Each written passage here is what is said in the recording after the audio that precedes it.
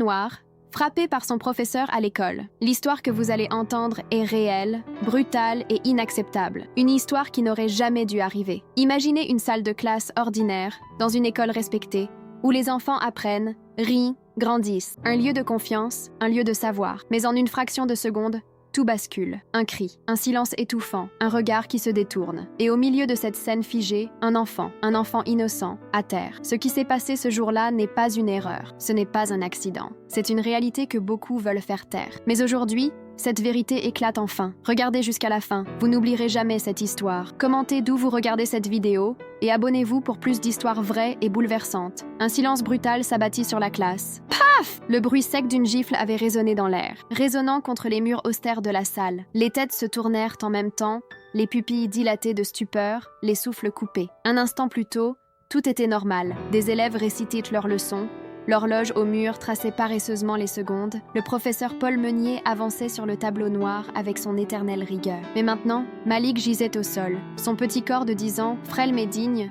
s'était effondré sous la violence du coup. Une larme roula sur sa joue, mais il la chassa d'un battement de cils, refusant de montrer la moindre faiblesse. Le dos de sa main effleura la peau brûlante de sa joue, où une marque rouge prenait forme. L'horreur dans les yeux de ses camarades était palpable. Aucun d'eux ne bougeait. Ils étaient comme figés dans une photo prise au mauvais moment. Paul Meunier, le professeur respecté, celui dont les discours étaient cités par les parents d'élèves comme modèle d'autorité et d'éducation, fixait sa propre main avec un léger tremblement, comme s'il ne comprenait pas son propre geste. « Lève-toi ». Sa voix était basse, mais tranchante, inflexible. Malik ne bougea pas. Il entendit le craquement de la craie tombant sur le sol. Il sentit l'odeur légèrement âcre du tableau noir, la chaleur oppressante de la salle, les battements irréguliers de son propre cœur. Le silence était devenu si dense qu'on aurait pu croire qu'il avait pris une forme physique, englobant tout, étouffant la pièce dans un étau invisible. « Je t'ai dit de te lever. » Cette fois, la voix du professeur claqua comme un coup de fouet. Malik inspira profondément et rassembla ses forces. Mais ce qu'il vit alors le figea autant que la douleur qu'il ressentait. Le professeur tremblait. Sa main droite, celle qu'il avait frappée, s'agrippait à son poignet gauche comme pour se retenir. Ses yeux,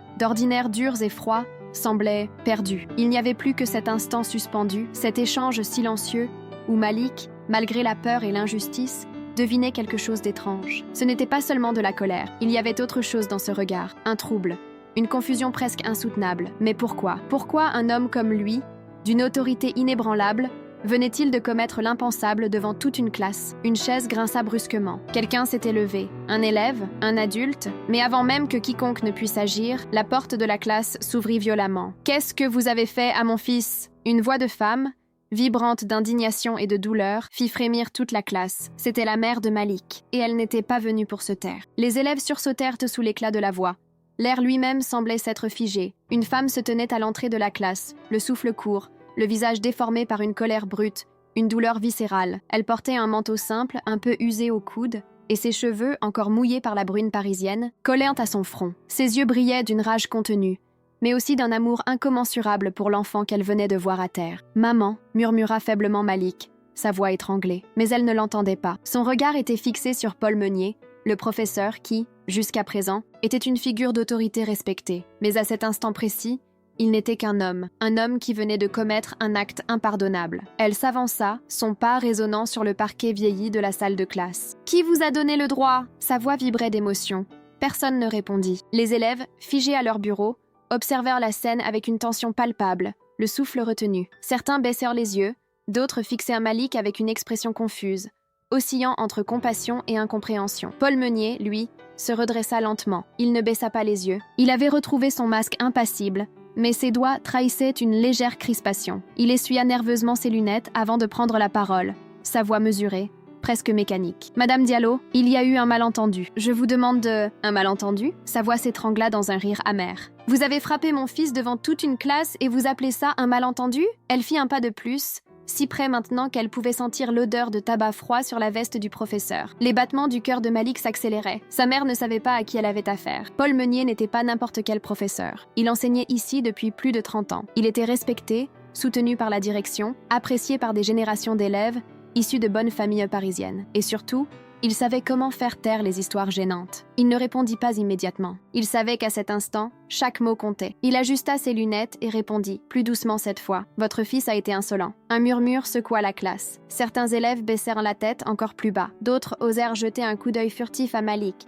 comme pour essayer de comprendre. Mais Madame Diallo ne trembla pas. « Insolent ?» Elle fit un pas de plus, à quelques centimètres du professeur. « Mon fils de 10 ans a été insolent. Alors vous l'avez frappé? C'est ainsi que vous enseignez ?» Meunier inspira lentement, cherchant à garder son calme. L'affrontement public était exactement ce qu'il voulait éviter. Les murs de cette école avaient été bâtis pour que rien ne dépasse, pour que rien ne dérange. Une mère en colère, surtout une femme noire d'origine modeste, n'allait pas dicter sa loi ici. Mais alors qu'il ouvrait la bouche pour répondre, la porte s'ouvrit à nouveau. Monsieur Delacroix, le directeur de l'établissement, fit son entrée. Son costume était impeccable, gris anthracite, sa cravate ajustée à la perfection. Il entra sans précipitation, le regard scrutateur, et d'un simple mouvement de tête, il balaya la classe. Un soupir s'échappa de ses lèvres, calculé, maîtrisé. Que se passe-t-il ici? Sa voix était douce, presque mielleuse, mais chacun savait que derrière cette apparente politesse se cachait une autorité indiscutable. Madame Diallo, sans même détourner le regard de Paul Meunier,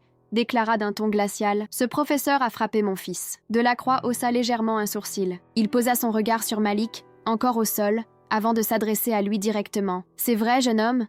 Ton professeur t'a frappé ?» Malik ouvrit la bouche, mais aucun son n'en sortit. Un poids écrasant lui comprimait la poitrine. Il regarda autour de lui. Personne ne parlait. Les autres élèves évitaient soigneusement son regard. Certains jouaient avec leurs stylos, d'autres regardaient fixement leur cahier, comme si ne pas voir empêchait d'être impliqués. C'était le silence du pouvoir. Ce silence qui existait dans les lieux où les injustices étaient étouffées, où les voix des plus faibles n'étaient qu'un murmure destiné à s'éteindre. Il savait, s'il disait la vérité, il deviendrait un problème. Sa mère pouvait se battre pour lui, crier autant qu'elle voulait. Mais ici, dans cette école, les règles du jeu n'étaient sans pas faites pour des enfants comme lui. « Malik » insista le directeur, son regard perçant. Son cœur battait à tout rompre. Il sentit les yeux de sa mère sur lui, plein d'attente, de confiance. Mais il sentit aussi les yeux de Meunier, froids, immobile, patient. Il savait, s'il parlait, les choses empireraient. Il devait choisir entre la vérité et la survie. Et alors qu'il ouvrait la bouche pour enfin répondre, un téléphone vibra bruyamment sur le bureau du professeur. L'écran s'alluma, affichant un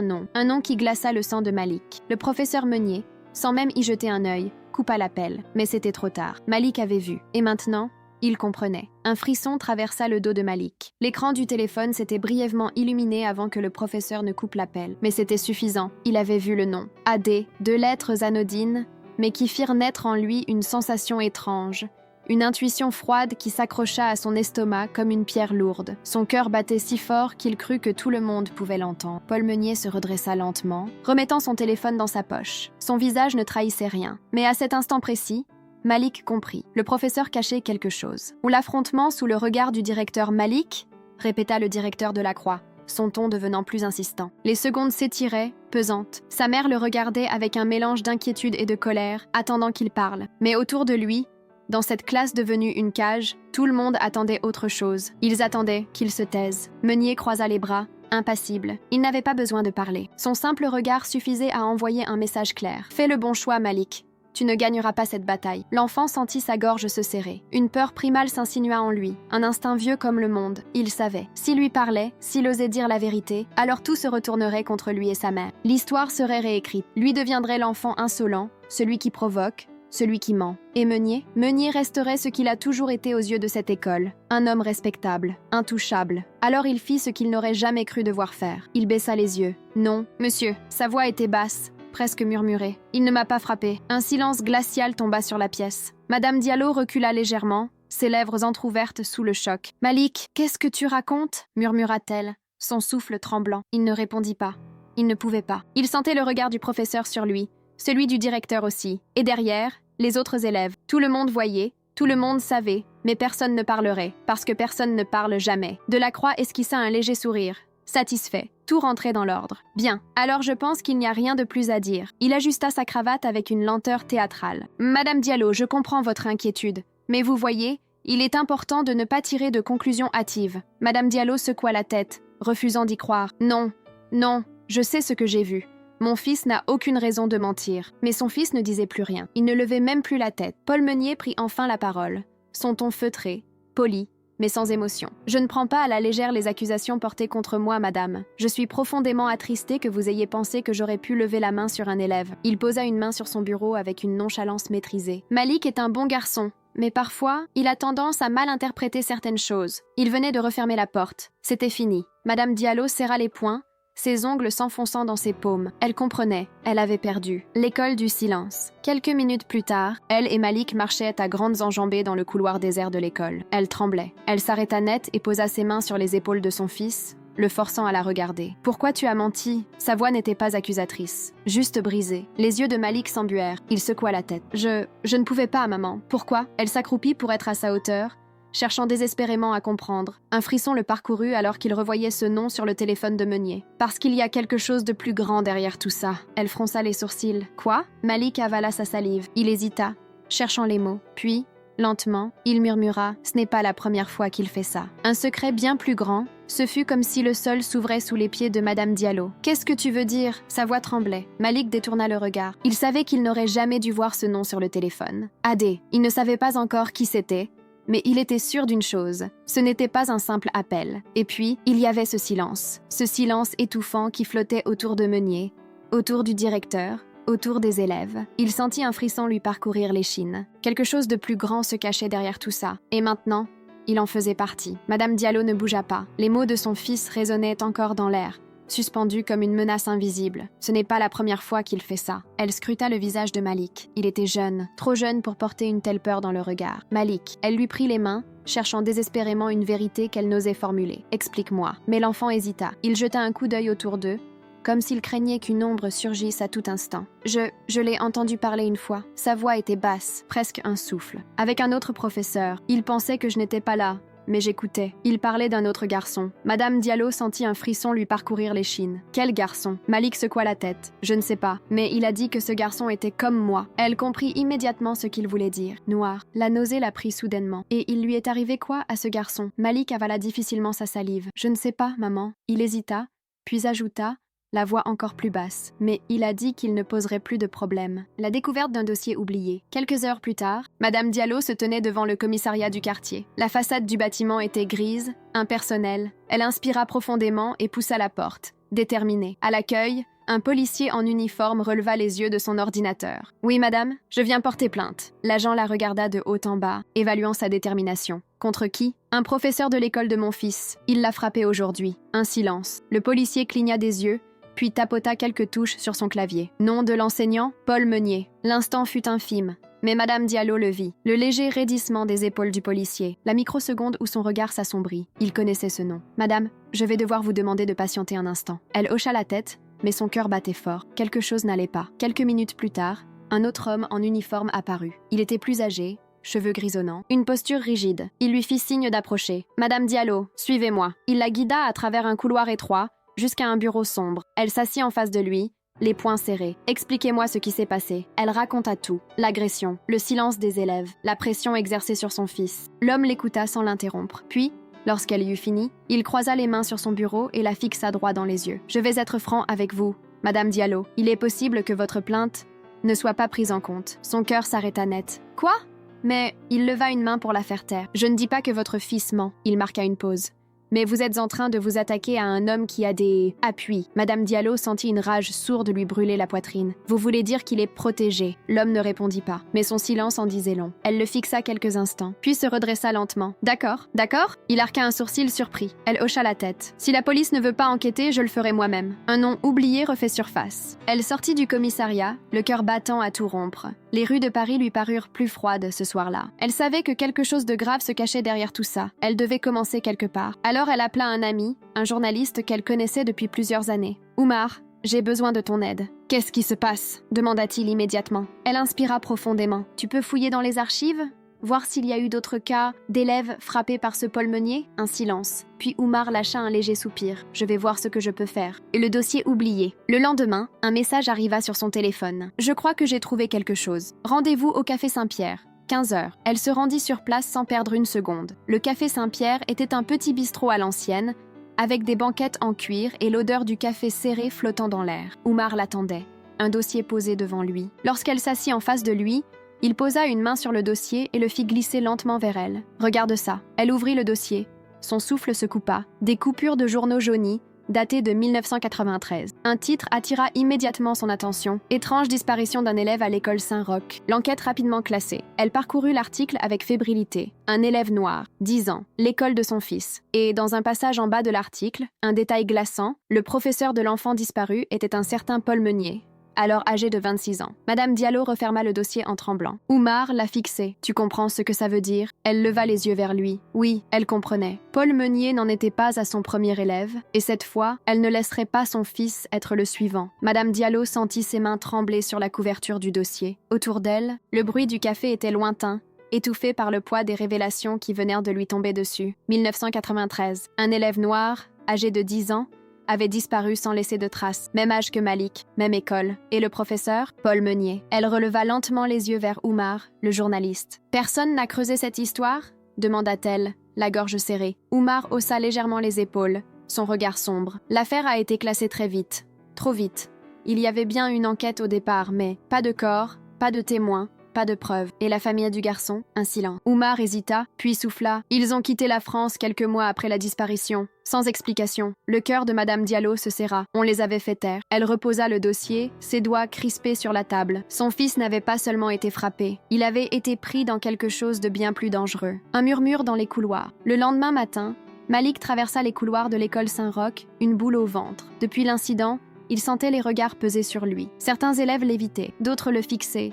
Curieux, comme s'il était une bête étrange. Mais il y avait autre chose. Un silence pesant flottait dans l'air, comme si l'école entière savait quelque chose qu'il ignorait. Alors qu'il longeait les casiers, une voix l'interpella à voix basse. « Hey Malik !» Il se retourna. Un garçon plus âgé, sans doute en classe de 3e, se tenait à l'angle du couloir. Il avait l'air nerveux. Il regarda autour de lui avant de s'approcher discrètement. « Fais attention à toi. » Le cœur de Malik rata un battement. « Pourquoi ?» chuchota-t-il. L'adolescent lui lança un regard inquiet. « T'as réveillé un fantôme. » Et avant que Malik ne puisse poser une seule question, le garçon disparut dans la foule. « T'as émis une lettre oubliée. » De son côté, Madame Diallo était retournée au commissariat. Elle refusait d'abandonner. Mais cette fois, elle n'attendit pas que la police fasse quelque chose. Elle se dirigea directement vers les archives judiciaires. Après de longues minutes de recherche, elle tomba sur un vieux dossier, presque oublié sous la poussière. Dossier 1993. Disparition de Moussa Konaté. Elle l'ouvrit fébrilement. Photo d'un garçon au sourire éclatant, des témoignages laconiques, un rapport médical, puis, tout en bas, une feuille froissée, à moitié effacée. Une lettre manuscrite. À qui voudra bien m'écouter? Ce professeur, il cache quelque chose. J'ai vu ce qu'il a fait à Moussa.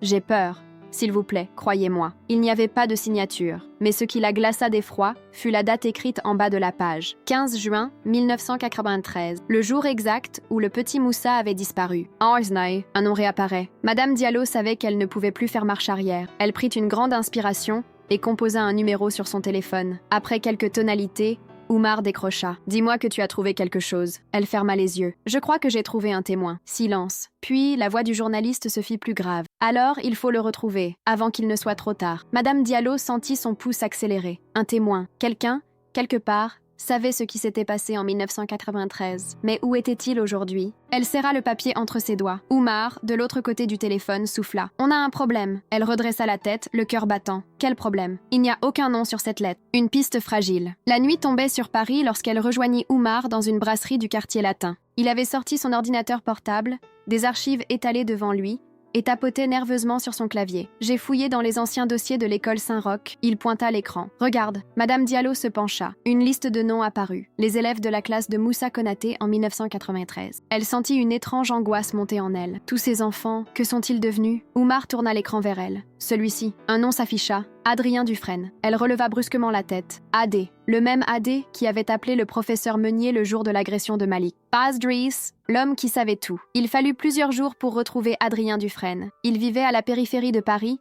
dans un petit appartement défraîchi. Lorsqu'ils toquèrent à sa porte, un homme d'une quarantaine d'années ouvrit lentement. Il avait les traits tirés, les cheveux grisonnants trop tôt pour son âge et un regard hanté. « On peut entrer ?» demanda Oumar. Un silence. Puis, lentement, Adrien s'écarta pour les laisser entrer. L'intérieur était sombre, étouffant. Des piles de journaux traînaient dans un coin, une télévision allumée sur une chaîne d'information diffusait en sourdine. Madame Diallo prit une grande inspiration et s'assit en face de lui. « Vous étiez dans la classe de Moussa Konaté en 1993. » L'homme ne répondit pas tout de suite. Ses doigts jouaient nerveusement avec le bord de sa chemise. Puis il murmura « Moussa est mort ». Les mots tombèrent dans la pièce comme une pierre dans l'eau. Madame Diallo sentit sa gorge se serrer. « Quoi ?» Adrien leva ses yeux fatigués vers elle. Ce n'était pas une disparition, c'était un meurtre. Le secret que tout le monde avait oublié. Le silence dans la pièce était devenu insupportable. « Meunier ?» souffla Oumar. Adrien hocha la tête. « C'est lui qui l'a tué. » Madame Diallo sentit une vague de froid lui parcourir l'échine. « Mais pourquoi personne n'a jamais rien dit ?» Adrien baissa les yeux. Sa voix tremblante. « Parce qu'on nous a fait taire. » Oumar échangea un regard avec Madame Diallo. « Comment ?» Adrien inspira profondément avant de chuchoter. « Les parents de Moussa ont reçu de l'argent. Beaucoup d'argent. » Un frisson glacial parcourut Madame Diallo. « Qui leur a donné cet argent ?» Adrien hésita. Puis il murmura un nom. Delacroix, le directeur de l'école. Une école gangrenée par le silence. Madame Diallo sentit son cœur cogner contre sa poitrine. Le directeur savait. Adrien hocha la tête. Il a tout couvert. Moussa a été enterré quelque part. On ne retrouvera jamais son corps. Un long silence s'installa. Puis, d'une voix tranchante, Madame Diallo déclara « Moi, je ne me tairai pas. » Adrien leva des yeux désespérés vers elle. « Vous ne comprenez pas. Ils sont encore là. Ils surveillent. Ils protègent Meunier. Si vous creusez trop, vous allez... » Il s'arrêta net. Puis, dans un murmure, ils vous feront disparaître aussi. Le danger devient réel. Sur le chemin du retour, Madame Diallo sentit une tension oppressante l'envahir. Elle marchait vite, Malik serré contre elle. Elle sentait l'urgence, comme si un danger invisible pesait sur eux. Elle était sur le point d'appeler Oumar quand un bruit sourd retentit derrière elle. Un frisson glacé la traversa. Elle se retourna brusquement. Une voiture noire, stationnée de l'autre côté de la rue. Quelqu'un les surveillait. Elle agrippa la main de Malik et accéléra le pas. Mais dans son cœur, une chose était sûre, elle avait réveillé un secret que certains préféreraient voir enterré. La nuit était tombée sur Paris, mais l'air restait lourd, presque oppressant. Madame Diallo avançait rapidement, Malik serré contre elle, ses yeux lançant des regards nerveux autour d'eux. La voiture noire était toujours là, stationnée de l'autre côté de la rue, moteur éteint, phares éteints. Elle ne voyait personne à l'intérieur, mais elle savait, quelqu'un les surveillait. Elle accéléra encore le pas, sentant la main de Malik trembler dans la sienne. « Maman, qu'est-ce qui se passe ?» Elle hésita, cherchant une réponse qui ne l'effraierait pas trop. « Rien, mon chéri, on rentre vite. C'est tout. » Malik n'était pas convaincu, mais il garda le silence. Un avertissement dans l'ombre. Lorsqu'ils atteignirent enfin leur immeuble, Madame Diallo se retourna une dernière fois. La voiture avait disparu. Un frisson la parcourut. Elle poussa rapidement la porte d'entrée, monta les escaliers 4 à 4 et ferma leur porte à double tour dès qu'ils furent à l'intérieur. Puis, elle souffla un instant. Était-elle devenue paranoïaque? Elle s'adossa contre la porte, ferma les yeux et sursauta brusquement lorsqu'un son brisa le silence. Un bip. Son téléphone venait de recevoir un message. Elle ouvrit l'écran. Numéro inconnu. Arrêtez de chercher. Son sang se glaça. Un deuxième message arriva immédiatement après. Une photo. Elle ouvrit l'image et sentit ses jambes fléchir. C'était une photo de Malik, prise quelques heures plus tôt, devant l'école. L'école du silence. Le lendemain matin, Madame Diallo prit une décision. Elle ne pouvait plus rester passive. Il fallait qu'elle affronte Paul Meunier. Elle le trouva dans la cour de l'école, en grande conversation avec le directeur Delacroix. D'un pas déterminé, elle s'approcha d'eux. « Monsieur Meunier », le professeur se retourna lentement, comme s'il s'attendait à la voir. Un silence. Puis il sourit, un sourire froid, vide, mécanique. « Madame Diallo, que puis-je faire pour vous ?» Elle le fixa droit dans les yeux. « Vous le savez très bien. » Un éclat passa dans le regard du professeur, un éclair de menace. Mais il garda son calme. « Je crains de ne pas comprendre. » Elle avança d'un pas, sentant la présence du directeur juste derrière lui. « Je sais pour Moussa Konaté. » Elle vit son expression changer imperceptiblement. Le bref raidissement de ses doigts, la mâchoire qui se crispa à peine. Elle venait de frapper un nerf. Un accord dangereux. Le directeur Delacroix intervint aussitôt. « Madame Diallo, je pense qu'il vaut mieux que nous parlions en privé. » Elle hocha lentement la tête. Quelques minutes plus tard, ils étaient installés dans son bureau. Le directeur croisa les mains sur son bureau et la fixa. « Pourquoi tenez-vous tant à remuer le passé ?» Elle sentit sa colère monter. « Parce qu'il n'y a pas de passé quand les mêmes crimes continuent d'être commis dans le présent. » Un silence. Puis, calmement, Delacroix déclara « Laissez tomber. » Elle arqua un sourcil. « Qu'est-ce que vous voulez dire ?» Il soupira et ouvrit un tiroir, sortit une enveloppe et la posa devant elle. « Prenez ça et partez. » Elle ouvrit l'enveloppe. Des billets. Beaucoup de billets. Son cœur se serra.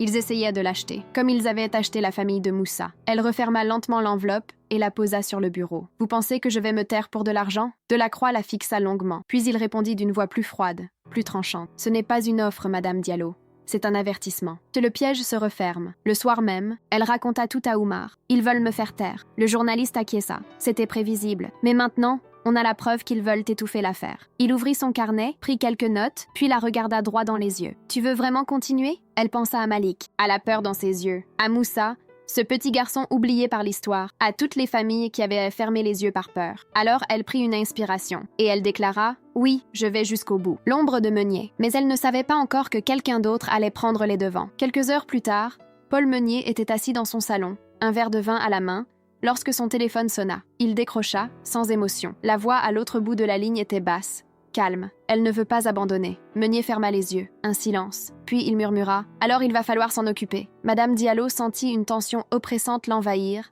alors qu'elle rentrait chez elle. Les rues de Paris, d'ordinaire animées même tard dans la nuit, semblaient étrangement silencieuses. Elle serra la main de Malik plus fort. Quelque chose n'allait pas. Depuis son refus de l'enveloppe du directeur de la Croix, elle sentait un danger invisible planer au-dessus d'elle. Elle savait qu'ils ne s'arrêteraient pas là. Mais jusqu'où étaient-ils prêts à aller? Ils arrivaient à l'entrée de leur immeuble lorsqu'un bruissement discret attira son attention. Un homme en costume sombre, adossé à un lampadaire, fumait lentement une cigarette. Il ne la regardait pas, mais il était là. Elle feignit de ne pas le voir et poussa la porte de l'immeuble en vitesse, montant les marches à toute allure avec Malik. Dès qu'elle eut refermé la porte de leur appartement, elle verrouilla toutes les serrures. « Maman, qu'est-ce qui se passe ?» demanda Malik.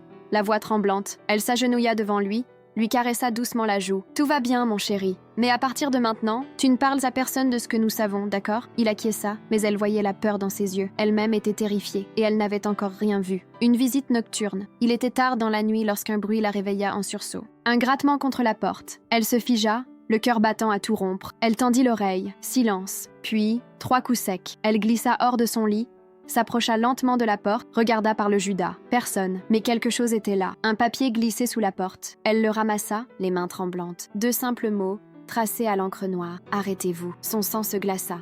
Elle n'avait jamais eu autant peur. La confession de Paul Meunier. Le lendemain matin, un événement inattendu bouleversa tout. Paul Meunier ne vint pas à l'école. Pour la première fois en 30 ans, il était absent. Dans la salle des professeurs, les murmures allaient en bon train. Certains disaient qu'il était malade. D'autres, qu'il avait été convoqué par l'académie. Madame Diallo, elle, sentait autre chose. Quelque chose clochait. Elle retrouva Oumar en urgence. « Je dois lui parler. »« À Meunier ?» Oumar arqua un sourcil. « Tu veux le confronter ?» Elle hocha la tête. « S'il est absent aujourd'hui, ce n'est pas une coïncidence. Il sait qu'on s'approche trop près. » Oumar réfléchit un instant, puis sortit son téléphone. « Attends, je crois que je peux trouver son adresse. » Il tapota sur son écran, consulta une base de données journalistique, puis releva la tête. Il habite dans le 15e arrondissement. Face à face avec le monstre, le quartier était calme. Un alignement d'immeubles haussmanniens où tout semblait ordonné. Madame Diallo serra les poings alors qu'elle se tenait devant la porte de l'appartement de Meunier. Elle frappa. Rien. Elle frappa plus fort. Toujours rien. Mais alors qu'elle s'apprêtait à partir, la porte s'ouvrit lentement. Meunier apparut dans l'embrasure, les traits tirés, l'air différent. Il n'était plus l'homme arrogant de l'école. Il avait peur. Madame Diallo, sa voix était rauque, fatiguée. « Vous ne devriez pas être ici. » Elle le fixa droit dans les yeux. « Vous avez tué Moussa Konaté. » Il cligna des yeux. Puis, il sourit. Un sourire triste. « C'est ce qu'on vous a dit ?» Elle sentit son cœur s'emballer. « Vous niez ?» Un silence. Puis, lentement, Meunier soupira et ouvrit davantage la porte. « Entrez. » Un aveu inattendu. L'appartement était austère, presque froid. Rien sur les murs, aucune photo, aucun signe de vie. Madame Diallo s'assit en face de lui, le regardant fixement. « Dites-moi la vérité. » Il fixa un instant son verre d'eau, puis murmura. « Moussa ?» Il était brillant. Elle retint son souffle. Il savait trop de choses. « Sur quoi ?» demanda-t-elle, sentant la tension monter. Paul Meunier releva la tête, et ce qu'il dit alors la figea. Il savait ce que Delacroix faisait aux élèves. Le monstre. Derrière le monstre. Un silence glacial tomba dans la pièce. « Quoi ?» souffla Madame Diallo. Paul Meunier ferma les yeux un instant. Puis il murmura « Je n'ai jamais levé la main sur lui, mais je n'ai rien fait pour l'aider. » Il leva son regard vers elle. Delacroix le surveillait de près. Il s'est intéressé à lui, et Moussa a disparu. Du jour au lendemain, un frisson la traversa. « Et vous avez laissé faire ?» Il détourna les yeux. Honteux, j'avais trop peur. Elle sentit la rage monter. Peur de quoi? Il souffla lentement. De ce qu'il pourrait me faire si je parlais. La vérité cachée. Madame Diallo comprenait maintenant. Paul Meunier n'était qu'un pion. Le vrai monstre, c'était Delacroix. Il ciblait certains élèves. Des enfants noirs, des enfants brillants. Et ceux qui posaient trop de questions disparaissaient. Elle sentit son estomac se nouer. Son fils était en danger. Elle se leva brusquement. Je vais dénoncer tout ça. Meunier secoua la tête. Vous n'avez aucune preuve? Elle serra les poings. Alors je vais en trouver. Elle fit demi-tour et ouvrit la porte. Mais alors qu'elle allait sortir, Meunier lâcha une dernière phrase. « Soyez prudente, Madame Diallo. » Elle s'arrêta. « Pourquoi ?» Il la fixa longuement, puis d'une voix presque inaudible. Il murmura « Parce qu'il vous surveille déjà. » Madame Diallo quitta l'appartement de Meunier, le cœur battant à tout rompre. Delacroix, le directeur de l'école, n'était pas seulement un complice. Il était le véritable monstre qui tirait les ficelles dans l'ombre. Mais elle n'avait aucune preuve. Et si elle se trompait? Non, elle savait que ce n'était pas une coïncidence. Moussa avait disparu en 1993. Malik avait été agressé en 2024. Quel lien invisible reliait ces deux histoires? Elle devait le découvrir. Un avertissement de trop. Elle arriva devant son immeuble et s'arrêta net. La porte était entr'ouverte. Son estomac se noua. Elle jeta un coup d'œil derrière elle. Personne. Elle poussa doucement la porte et entra dans le hall. Tout semblait normal. Puis elle vit le courrier au sol. Un simple papier blanc, plié en deux. Elle le ramassa, ouvrit lentement la feuille. Un frisson d'effroi la traversa en lisant les mots. « Votre fils pourrait être le prochain. » Elle lâcha le papier comme s'il l'avait brûlé. Son cœur battait si fort qu'elle en avait mal à la poitrine. Elle attrapa son téléphone et appela immédiatement Oumar. « Oumar, je ne peux plus attendre. Ils savent que je fouille trop. Ils savent que je ne vais pas m'arrêter. » Un silence à l'autre bout du fil. Puis Oumar murmura « On doit faire tomber Delacroix, un ancien employé brisé. » Le lendemain, Madame Diallo et Oumar retrouvèrent un homme qui avait travaillé à l'école Saint-Roch il y a 20 ans. Il s'appelait Jean-Marie Lefebvre, ancien surveillant, aujourd'hui retraité, vivant dans une petite maison en dehors de Paris. Lorsqu'ils le rencontrèrent, il avait l'air fatigué, vieilli avant l'âge, comme si un poids invisible le hantait encore. Assis dans son salon, il tripotait un vieux verre à moitié vide. « Pourquoi vous venez me voir après toutes ces années ?» demanda-t-il, la voix rauque. Madame Diallo prit une grande inspiration. « Nous savons ce qui est arrivé à Moussa Konaté. » Il s'arrêta net. Ses doigts se crispèrent sur le verre. « Je ne veux pas parler de ça. Vous savez quelque chose ?» Il ne répondit pas. « Vous pouvez aider mon fils. » L'homme releva lentement la tête. « Votre fils ?» Elle hocha la tête. « Il est la prochaine cible. Si nous ne faisons rien, Delacroix va s'en prendre à lui, comme il s'est pris à Moussa. » Un silence. Puis, lentement, Lefebvre se mit à trembler. « Ils m'ont fait taire, vous comprenez ?» Sa voix se brisa. « Ils m'ont fait signer des papiers. J'ai tout vu. Tout entendu, mais on m'a dit que si je parlais, je finirais comme lui. » Madame Diallo sentit un frisson d'effroi. Comme Moussa, il baissa les yeux. Puis, dans un souffle, il murmura « Ils l'ont enterré sous l'école. » Le secret sous leurs pieds. Le monde s'effondra autour de Madame Diallo. Moussa était toujours là, pas disparu, pas envolé. Il était sous leurs pieds, depuis tout ce temps. Elle secoua la tête, incapable d'y croire. « Vous êtes sûr ?» Lefebvre hocha lentement la tête. La nuit de sa disparition, j'étais là. J'ai entendu les bruits. J'ai entendu Delacroix donner des ordres. Il posa une main tremblante sur son verre. Le lendemain matin, un chantier a été lancé dans la cour de l'école. Officiellement, c'était pour refaire le sol. Madame Diallo sentit son estomac se retourner. Mais en réalité, Lefebvre ferma les yeux, comme s'il revivait la scène. Ils ont coulé du béton. Un silence de mort tomba dans la pièce. Un plan désespéré. Oumar se passa une main sur le visage, sous le choc. « On doit creuser. » Madame Diallo ferma les yeux. Creuser. Mais comment? Ils ne pouvaient pas débarquer avec une pelle en plein jour et fouiller sous l'école. Puis une idée lui vint. « Il y a des travaux prévus à l'école cette semaine. » Oumar arqua un sourcil. « Tu veux infiltrer le chantier? » « Exactement. On a une nuit pour prouver que Moussa est là. L'infiltration. 2 nuits plus tard, ils étaient dans la cour de l'école Saint-Roch, sous une lune pâle. Le chantier était vide, les ouvriers ayant laissé leurs outils derrière eux. Madame Diallo et Oumar, équipés de pelles et de lampes torches, avancèrent discrètement. Elle savait exactement où chercher, sous l'ancien terrain de basket. Elle creusa, encore et encore, jusqu'à ce que sa pelle heurta quelque chose de dur. Son cœur s'arrêta net. Elle grattait maintenant à main nue, jusqu'à ce que la terre révèle un tissu usé, déchiré, jauni par le temps. Elle tira dessus et vit un morceau d'os. Ses mains tremblèrent. Il l'avait trouvé. Moussa était là. Mais alors qu'elle ouvrait la bouche pour appeler Oumar, une ombre apparut derrière elle. Un coup violent. Elle s'effondra dans l'obscurité. Un réveil brutal. Lorsqu'elle ouvrit les yeux, sa tête lui faisait un mal atroce. Elle était attachée, assise sur une chaise. Face à elle, Delacroix. Il la regardait, impassible, les mains jointes. « Vous n'auriez jamais dû fouiller. » Madame Diallo sentit son cœur s'arrêter. Elle tira sur les liens qui lui coupaient dans les poignets. « Vous avez tué Moussa. » Il haussa simplement les épaules. Il posait trop de questions. Sa voix était calme, presque ennuyée, tout comme vous. Il fit un signe de tête à quelqu'un dans l'ombre. Paul Meunier apparut, visiblement nerveux. Delacroix se leva lentement. « Vous avez une dernière chance, Madame Diallo. Prenez l'argent, partez. » Oubliez tout ça. Elle le fixa droit dans les yeux, et elle murmura « Allez au diable !» Delacroix soupira, puis il sortit une arme de son manteau. Dommage, un coup de feu retentit, mais ce ne fut pas elle qui s'écroula. Paul Meunier venait de se jeter devant elle, et alors qu'il tombait au sol, son sang se répandant sur le parquet, il murmura d'une voix tremblante « C'est fini, Delacroix !» Le dernier acte des sirènes résonnèrent dans la nuit. Oumar avait réussi à s'échapper et à appeler la police. Delacroix fut arrêté. Les restes de Moussa furent exhumés, et le lendemain, toute la France découvrit la vérité. L'école Saint-Roch ne se remettrait jamais de ce scandale. Madame Diallo, elle, prit Malik dans ses bras et murmura « c'est fini ». Mais au fond d'elle, elle savait que ce genre d'histoire ne finisse jamais vraiment. L'affaire éclata comme une bombe à travers la France. Les gros titres inondèrent les journaux. Le scandale de l'école Sainte-Roch, un corps d'enfant retrouvé sous la cour. Arrestation du directeur de la Croix, le silence qui a duré 30 ans. Qui couvrait le meurtre de Moussa Konaté, les chaînes d'information diffusaient des reportages en boucle. Les journalistes cherchèrent des témoins, des anciens élèves, des professeurs ayant travaillé avec Delacroix et Meunier. Mais ce fut une interview en particulier qui fit basculer l'affaire dans une autre dimension. L'interview qui change tout. Madame Diallo fut contactée par une célèbre émission de télévision. Elle hésita. Elle ne cherchait pas la gloire. Elle voulait juste protéger son fils.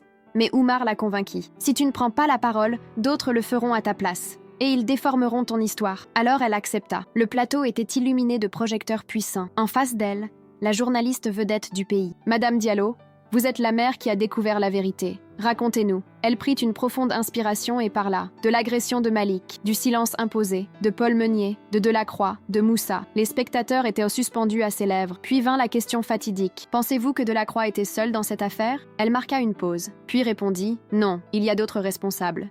Des gens qui savaient et qui ont laissé faire. » Un silence lourd s'abattit sur le plateau. La France venait de comprendre que l'histoire n'était pas finie. Si ça accommodait à la menace persistante. Malgré l'arrestation de Delacroix, Madame Diallo sentait que quelque chose clochait. L'affaire allait trop vite. Les autorités voulaient enterrer l'histoire aussi vite qu'elle l'avait exhumée. Et puis, il y avait ce regard dans les yeux lorsqu'il annonça l'arrestation de Delacroix à la télévision. Comme s'il savait quelque chose qu'il ne pouvait pas dire. Et elle ne se trompait pas. 2 jours plus tard, Delacroix fut retrouvé mort dans sa cellule. Officiellement, suicide, mais elle n'y croyait pas. Le dernier témoin. Madame Diallo savait que quelqu'un tirait encore les ficelles dans l'ombre. Elle devait trouver qui. Oumar, lui aussi, doutait du suicide de Delacroix. Il fouilla dans les dossiers financiers de l'école et découvrit quelque chose d'étrange. De mystérieux virements bancaires, remontant sur plusieurs décennies. Des sommes astronomiques versées par une fondation inconnue. Une organisation plus grande que Delacroix. Une ombre plus vaste, plus dangereuse. Et au bout de la chaîne, un nom inattendu, quelqu'un que personne ne soupçonnait. Un homme qui, depuis le début, observait tout en silence. Un ministre du gouvernement. Le cauchemar recommence. Madame Diallo était seule chez elle lorsqu'elle reçut un nouvel appel inconnu. Elle hésita à décrocher. Puis, lentement, elle porta le téléphone à son oreille. Un souffle, puis une voix grave, posée, presque amicale. « Vous avez fait trembler un empire, Madame Diallo, mais souvenez-vous, les empires ne tombent jamais sans conséquence. » Un frisson glacial la traversa. « Laissez mon fils en dehors de tout ça. » Un léger rire résonna dans le combiné. « Ça dépend de vous. » Puis la ligne coupa. Elle sentit son sang se figer. Elle se précipita dans la chambre de Malik. Vide. Son cœur s'arrêta. Puis elle vit la fenêtre entr'ouverte. Et sur le lit, une simple feuille de papier. Elle la prit d'une main tremblante. Un seul mot y était écrit. « Checkmate !» Madame Diallo sentit le monde s'effondrer autour d'elle. Son fils avait disparu. L'air lui manqua. Son corps entier fut pris d'un tremblement incontrôlable. Elle regardait cette feuille de papier posée sur le lit, ce simple mot, « checkmate ». Ses doigts se crispèrent. Non, ce n'était pas possible. Malik ! Elle se précipita dans l'appartement, ouvrit chaque porte, regarda sous chaque meuble, dans chaque recoin, comme si par miracle, il allait apparaître. Mais il n'était plus là. Une terreur pure l'envahit. Elle sentit ses jambes fléchir, mais elle se força à rester debout. Elle ne pouvait pas s'effondrer. Elle attrapa son téléphone et appela Oumar. Il décrocha en une fraction de seconde. « Oumar, ils ont pris Malik !» Un silence. Puis, d'une voix tendue. « J'arrive. Accroche-toi. » Elle raccrocha et prit une grande inspiration. Si elle voulait retrouver son fils, elle devait penser comme eux. Qui l'avait pris? Où l'avait-il emmené? Pourquoi maintenant? Puis, une pensée la traversa comme un éclair. Le message « Checkmate ». C'était un jeu, un avertissement. Il voulait la faire taire, la forcer à reculer. Mais ils avaient fait une erreur. Ils l'avaient poussée au-delà du point de rupture. Et maintenant, elle allait brûler tout leur monde pour retrouver son fils. La chasse commence. Moins d'1 heure plus tard, Oumar arriva devant chez elle. Il descendit de sa voiture en trombe, l'air aussi inquiet qu'elle. « Tu es sûr qu'ils l'ont pris ?» demanda-t-il, la gorge nouée. Madame Diallo lui tendit le mot. Oumar le lut, serra la mâchoire. « Ces enfoirés, ils veulent te faire craquer. » Elle planta ses yeux dans les siens. Ils ne savent pas à qui ils ont affaire. Elle s'installa dans la voiture et attacha sa ceinture. Oumar la regarda. « Où est-ce qu'on commence ?» Elle inspira profondément. « On retourne voir Meunier, l'homme qui savait trop. » Lorsqu'ils arrivèrent devant l'appartement de Paul Meunier, la porte était entr'ouverte. Un mauvais pressentiment s'empara immédiatement de Madame Diallo. « Il y a un problème. » Elle poussa lentement la porte. L'appartement était plongé dans l'obscurité. Sur la table, une bouteille de vin renversée. Une chaise était tombée. Et puis, l'odeur. Cette odeur métallique et âcre qui ne trompait jamais. Le cœur battant, elle s'avança dans le salon. Et là, dans le fauteuil, Paul Meunier, mort, une balle en plein front. Une balle. Un dernier verre de vin à la main. Un suicide mis en scène. Un dernier indice, Oumar jura à voix basse. Ils l'ont éliminé. Madame Diallo s'approcha lentement du corps. Quelque chose clochait, puis elle vit. Dans sa main droite, quelque chose était serré entre ses doigts. Elle s'approcha prudemment, forçant ses propres mains à ne pas trembler. Un morceau de papier froissé. Elle le prit et l'ouvrit. 3 lettres y étaient écrites, en hâte, comme un dernier message. Rue... Puis une suite de chiffres, une adresse. Elle sentit son cœur s'emballer. C'était un endroit. Oumar regarda par-dessus son épaule. C'est une adresse dans le 19e arrondissement. Un regard, une seconde d'hésitation. Puis, ensemble, ils quittèrent l'appartement du mort et se ruèrent dans la voiture. Ils savaient, maintenant, où chercher Malik. Et le dernier acte. Ils roulèrent à toute allure dans les rues de Paris, leur voiture filant sous les lampadaires blafards. L'adresse les mena jusqu'à un vieux bâtiment industriel, en périphérie de la ville. Un ancien entrepôt abandonné, un repère parfait pour cacher un enfant. Madame Diallo n'attendit pas. Elle sortit de la voiture et s'approcha de la porte métallique. Oumar l'arrêta. « On ne sait pas combien ils sont. » Elle planta son regard dans le sien. « Je m'en fiche. » Elle sortit un pied de biche qu'elle avait pris dans le coffre. D'un coup sec, elle enfonça la serrure et la porte s'ouvrit dans un grincement sinistre. Le cauchemar final. L'intérieur était sombre, poussiéreux. L'odeur d'humidité lui piqua le nez. Elle avançait lentement, chaque pas résonnant sur le sol en béton. Puis, un bruit, un gémissement. Son sang ne fit qu'un tour. « Malik !» Elle courut à travers les couloirs délabrés, suivant le son. Et là, au fond de la pièce, son fils, attaché à une chaise, une corde autour des poignets, une bande de scotch sur la bouche. Elle se précipita vers lui, arracha le scotch. « Maman !» Elle le serra contre elle, les larmes brouillant sa vision. « Ça va, mon amour. Je suis là. Je suis là. » Mais alors qu'elle détachait ses liens, une voix résonna derrière elle. « Vous avez été trop loin, Madame Diallo. » Elle se retourna brusquement. Un homme se tenait là. Costume impeccable. Regard glacial. Le ministre. Celui qui tirait les ficelles depuis le début. Il leva un pistolet. C'est terminé. Le dernier coup de théâtre. Un coup de feu retentit. Mais ce ne fut pas elle qui tomba. L'homme s'effondra. Une balle entre les 2 omoplates. Derrière lui, une silhouette s'avança lentement, un revolver fumant à la main. Paul Meunier, vivant. Madame Diallo ouvrit de grands yeux. « Mais, vous êtes mort !» Il sourit faiblement, posant une main sur son torse ensanglanté. « Pas encore. » Son regard se posa sur Malik, puis sur le ministre agonisant au sol. « Je ne pouvais pas partir en sachant que vous aviez raison, et que je n'avais jamais rien fait pour les arrêter. » Il fit un pas en avant, mais vacilla. Il s'écroula, du sang coulant de sa bouche. Cette fois, il ne se relèverait pas. Madame Diallo se redressa, tenant fermement la main de son fils. Des sirènes résonnèrent dans la nuit. C'était fini. Le tribunal était bondé. Journalistes, caméras, citoyens curieux. Tous étaient là pour voir la chute des puissants. Madame Diallo, assise au premier rang, serrait la main de Malik. Son fils était là, en vie. Elle sentit les flashs crépiter autour d'elle, mais elle ne détourna pas les yeux de l'homme menotté devant elle, le ministre. Il baissa lentement la tête, tandis que le juge lisait les chefs d'accusation. Complicité de meurtre, corruption, obstruction à la justice. Les mots frappaient l'air comme des coups de marteau. C'était fini. Ils avaient gagné. Un murmure parcourut la salle lorsque le verdict tomba. Coupable. La France. Après la vérité. L'affaire de Saint-Roch fut l'un des plus grands scandales de l'histoire contemporaine. Des dizaines d'autres témoignages émergèrent après la révélation du corps de Moussa. D'autres enfants disparus. D'autres silences imposés. L'État fut contraint de lancer une enquête nationale sur les abus dans les institutions scolaires et les complicités politiques qui avaient couvert ces crimes. Des manifestations eurent lieu dans tout le pays. « Justice pour Moussa » était écrit sur les pancartes brandies par des milliers de personnes sur la place de la République. Mais Madame Diallo ne participa à aucune d'entre elles. Elle voulait se reconstruire. Elle voulait que Malik vive. 1 an plus tard, le soleil brillait sur Paris, illuminant les pavés du quartier du Marais. Madame Diallo s'assit à la terrasse d'un café, profitant pour la première fois depuis longtemps du simple plaisir d'un matin tranquille. Elle ouvrit son journal, sirota lentement son thé. Tout semblait normal. Son téléphone vibra. Un message de Malik. « Maman, je rentre plus tard. J'ai un exposé à finir avec mes amis. Bisous. » Un sourire se dessina sur ses lèvres. Il allait bien. Elle leva les yeux et observa la ville s'animer autour d'elle. Pour la première fois, elle se permit de croire que tout ça était vraiment terminé, jusqu'à ce qu'elle le voie. La dernière ombre, un homme, assis à quelques tables d'elle, costume impeccable, cravate parfaitement ajustée, un journal entre les mains. Il le lisait tranquillement, comme n'importe quel Parisien. Mais lorsqu'il le replia lentement, le regard de Madame Diallo croisa le sien. Un frisson glacé parcourut son dos. L'homme sourit, un sourire léger, mesuré, presque amical. Puis il posa son journal sur la table, se leva et partit. Elle baissa lentement les yeux vers le journal qu'il avait laissé. Son estomac se noua. Au centre de la première page, un simple mot griffonné à l'encre noire. « Tu n'as pas tout vu. Tu n'as encore rien vu. » Madame Diallo sentit son souffle se couper. Elle releva la tête. L'homme avait disparu. Parfois, la vérité est enterrée si profondément que personne n'ose la chercher. Mais que se passe-t-il quand quelqu'un refuse de se taire? Quand une simple mère, une femme ordinaire, se dresse contre un système bâti pour protéger les coupables? Si vous aviez été à sa place, auriez-vous eu le courage d'affronter l'injustice, même au péril de votre propre vie? Jusqu'où seriez-vous allé pour défendre ceux que vous aimez? Les histoires comme celle-ci ne doivent jamais être oubliées. Si vous aussi, vous croyez que la vérité doit être entendue, partagez cette vidéo, abonnez-vous et laissez un commentaire. Que cette histoire continue à vivre.